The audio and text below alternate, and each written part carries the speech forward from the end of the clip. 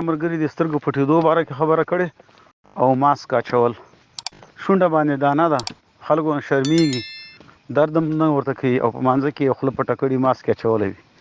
محترم ملګري، بغیر د عذر نه دواړه کارونه مکروه دي. خوله پټول که هغه په ماسک سره وي، که هغه په یخنۍ کې څادر سره وي، په مانځه باندې سړی ولاړ د څادر یې له خولې تاو کړی، نو په دغه دواړو صورتونو کې دا دپاره مونځ مکروه ده. نو دغه ماسک چې دی یې اچوي او پز او خوله یې بند کړي دي په مانځه کې، دا مونځ د مکروه ده او دا ګناه ده.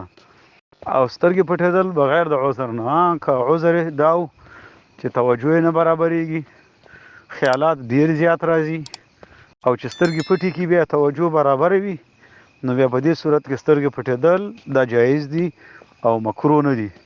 او چې عذر نه وي خوله پټی پزه پټی، عذر نه وي سترګې پټی، مونځ دې کېږي سره له کراهیت نه، مکروه ده. ملګرو په دې هیله چې ټول به روغ او جوړ اوسئ. تاسو هم کولی شئ چې خپلې دیني پوښتنې د ویډیو په کمنټ کې راولېږئ تر څو مفتي صاحب درته ځواب کړي. ملګرو زموږ دا پوسټونه تر نور ملګرو د ثواب په نیت شیر کوئ تر څو هر یو مسلمان د دې هر یو مسلې خبر او پوه شي. السلام علیکم.